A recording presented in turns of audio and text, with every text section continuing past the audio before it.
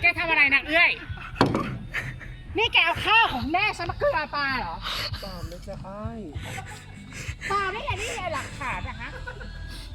ข้าว แกต้องกินไอ้จริงแม่ดูสิมันเอาข้าวของแม่มาเกลือปลาเหมือนเนี่ยไม่ต้องจัดการมันเลยนะ อย่าทำ ยื้อ อย่าทำเอื้อยเลยจ้ะ กิน แม่ ไม่ได้ให้แกเอาข้าวมาเกลือปลามันเอ๊ะมันกินมันยังตกมันลูกตกมันลูกลงน้ำเลย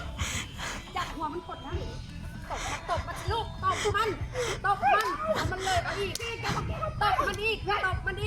เลยเอามันลงน้ำเลยตบมันเดี๋ยวนี้แม่บอกให้ตบมันเดี๋ยวไหนแม่แกอยู่ไหนไหนแม่มันจะเอาไปทำอ่อมเอาแม่มันไปเลยนี่แกอากาศนั้นตบมันสิลูกเดี๋ยวแม่จับตบมันเลยเอามันตบมัน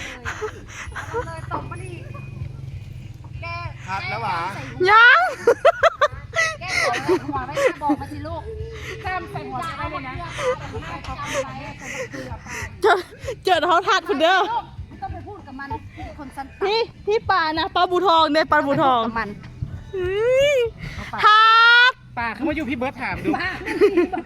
โต๊ะป่า